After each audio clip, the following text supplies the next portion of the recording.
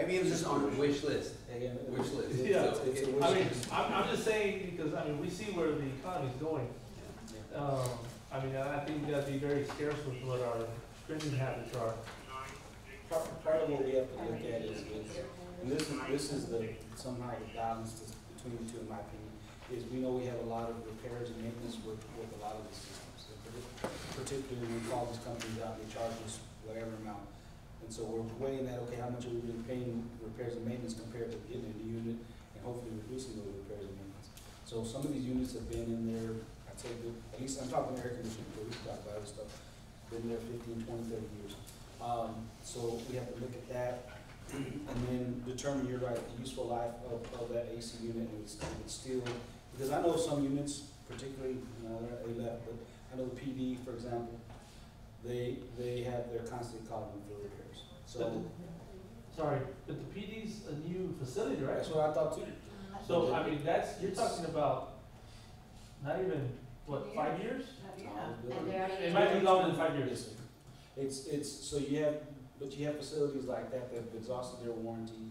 You're calling for repairs. They need, I think, a new air handler. I believe is what it is. Then you have, on the other thing, you have the library. That I don't know the last time they replaced an AC unit. The sports complex the same way. So we're getting at that, and part of what we would consider, again, the council to look at it is there's a way to fund. I've seen it done to fund some of this through ARP. Now I know the ARP it's been stretched. We're stretching it, meaning we want to pay everything with ARP. So I know that's gonna, we're gonna have to get to a point where we just can't fund it. So we recognize that. I know some of the departments are in need of some equipment, and so that piece again, trying to figure out if we want to keep what we have. I'll give you an example. We had trucks when I got here that were hand-me-downs of hand-me-downs of hand-me-downs. And I didn't even know who these people were when they came to our first meeting because they were all different colored trucks and everything else. Anyway, my point is that we were spending a lot of maintenance and repairs on those trucks. Where again, to me, if you spend some money and get some decent trucks, hopefully those trucks will last you 5, 10 years and you can reduce your maintenance and repair costs. But again, I hear you. The first capital for the investment of, okay, do we buy a piece of equipment? Because a lot of times we can say there's a lot of maintenance, but a lot of times it's because of the lack of pre-maintenance. Preventative maintenance, Yes. all that being. And the lack of, like on vehicles and equipment, a lot of times it's, for instance, and I use this as an example, I had a guy that worked for me, every time he grabbed something that broke, I got rid of him, and now everything works. The only reason, yeah. So I solved the problem, not by buying new equipment, but getting rid of the trouble. I will say that again, in all fairness, at least to Public Works, I can tell you this, that they had seized vehicles that were, when I got here, that they were using, and those seized vehicles were, they were, to my opinion, they were in bad shape. They came out and they were all the windows were down to all the vehicles, because I know some of them didn't have AC. And again, I'm not saying that every vehicle has to be perfect and air conditioned, I'm not saying that, but what I am saying is there has to be some thought and say, okay, this is a seized vehicle that's not great shape, we're gonna put employees in there, and I'm just saying, hey, there has to be that consideration. Yes, sir. Yeah, Councilwoman Hernandez. the only reason why I'm bringing this up is because I just had my property renovated here in Pearsall and my other property in Divine, and they just got renovated a year ago, okay?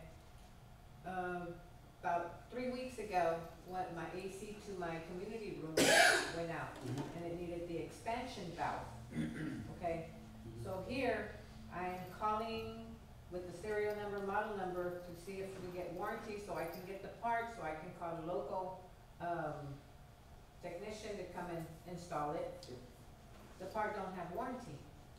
The reasons why it didn't have warranty is because when we got our property renovated, the people that installed the units, which is a company from Houston, indicated on their contract that the only thing that was warranted for 5 years was the compressor, and the parts were only going to be warranted out for 1 year. And I was livid because when I got the papers, it states on there, your parts are supposed to be warranted out for 5 years. Exactly right. Not 1 year. And we had those units, we had them since before COVID started. And they never got installed till a year ago. You're right. And, you know, it cost us over $1,200 to get that part in. It's a lot of money, and You part know, of that, it's like, when you buy with whatever warranty they give you. Yes. You're right. And I've learned that the hard way too, but it's something where people think they're paying more for the product, but you're paying for warranty, whether those people are gonna service. One thing I've learned is working with companies that are not from your area, is they honor the warranty, but they're gonna get there when they get there, which means they may not come service your stuff until they get good and ready, which may be a day, a week, whatever. So that happens a lot. I've seen it happen more than once. Yes, Councilman Gonzalez. You know, it is a big pill to swallow, and we are talking about the sports complex convention stand, which typically the windows are open. So that sort of being in the loop, you know, why we're gonna invest so much into an air conditioner, we're gonna have all those windows open, you know, throughout the whole building. I mean, is there a better reasoning behind it? You know, like we can have meetings in there as well, or, you know, once we close the doors, or, I mean, I'm just saying that, you know. Yeah, no, good points, and what I would tell you guys, again, this is wish list stuff, and so really we need to look at the nuts and bolts of what we're really gonna be able to afford, and kind of the big picture stuff that I would tell you guys to keep in mind is the city of Pearsall runs roughly on $12 million, and that's split about 50-50, general fund and utility funds, okay? Of that $12 million, and you can look on your sheets, it's about 5.2, 5.6 in each particular respective one. The difference of that money is our debt service. We get our debt service primarily, which is about $1.2 million on a debt of about $14 million. That comes from ad valorem taxes. And so where we are today on a $14 million debt, paying $1.2 million annually, roughly, on our debt service. So it takes us, again, about 10 millions for our regular maintenance and operations of the city, about 10 million. So, again, whatever we're gonna need for 22-23, for expansions, for water improvements, for drainage, those kind of things, that's gonna have to be funded. So we're gonna have to find and establish funds to make those payments. And so, as we look at this, I mean, the answer, I mean, some things we gotta do. If the air conditioner went out here, I mean, we have to fix it. But these kind of things, Councilman Gonzalez, just like you said, you know, we gotta really evaluate. Can we do that? As we move along, we will. But as we come together and talk about this, again, the big picture is how we're going to fund these improvements, and some of these things we can't do without. Fred, I went by and talked to our chief appraiser the other day. The number's not out yet, but last year the city was appraised at $317 million, and our tax revenue was, with the interest payment the other, a little over $2 million. And so of the 12 million, only 2-point-something million combined comes in through ad valorem taxes. And that's a big source of our funding for our payments. So the number's probably gonna be about the same. We may need to make an adjustment because of TERS, and that number will come to you directly.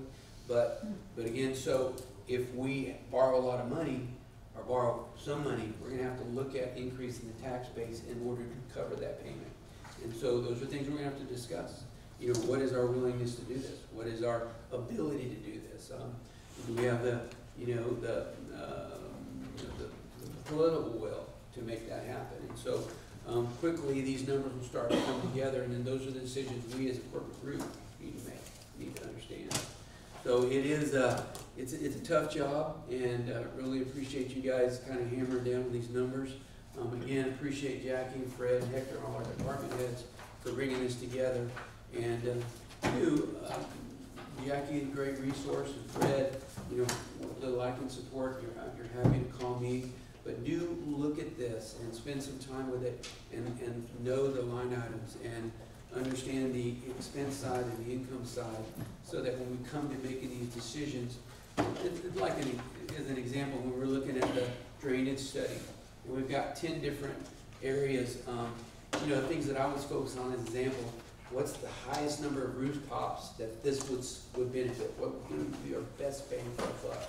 And that's how we need to kind of look at this going forward. So really, that's all that I've got. I know this is a special meeting. There's a lot of data to comprehend.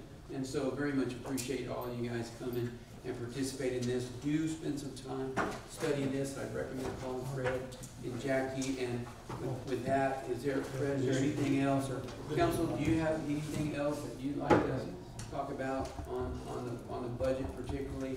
And two, if there's something that your constituents or whatever, I mean, council is free to put wish list items in there too. You know, if there's something that If you, have wish list items, please, yes. yeah. Can I ask for a budget for secretary?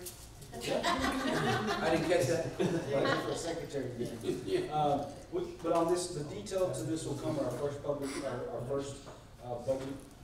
hearing, meeting, and that is scheduled for July the fourth, July 19? 19th. July 19th. So July 19th. we have a regular council meeting on July 12th, and the first detail to it will be July 19th. We'll have a proposed budget to you in July or the August. Probably six. That'll be a, we anticipate that'll be a long meeting. Some of the parks, some of the wish list stuff, Ramiro, that will be here, on the 12th, and so we'll ask questions on stuff like that. So I know the wish list items. I do want to hear from the council, because I know that we've been talking about streets, and we've done one street. We're still waiting on estimates from the county on what their cost would be to do some of these other streets. We don't anticipate with the money that we have this year or potentially next year to do a lot of street work off from an operating budget.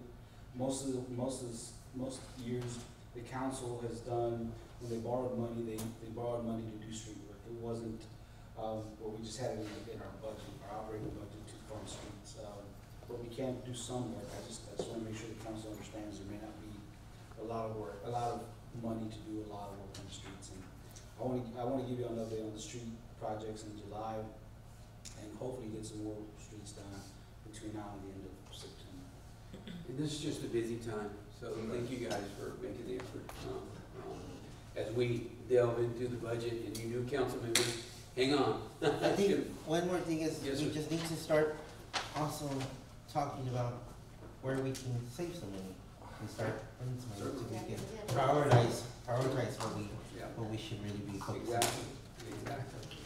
And it is challenging with inflation and, you know, parts, and it's challenging. So we've got challenges ahead of us with that. Is there anything else? Any other announcements? Guys, I think, God, I hate to jinx us, but 1 hour and 55 minutes is close to a wrap. So congratulations to you guys. Anything else? I'll take those. Motion to adjourn. One more question. But not. Yeah, CDM Smith provided Olive Garden chow in here, so we'll get you some. And there's a motion to leave by Judy. Do I have a second? Second by Sonia. All in favor? Everybody, let's go home.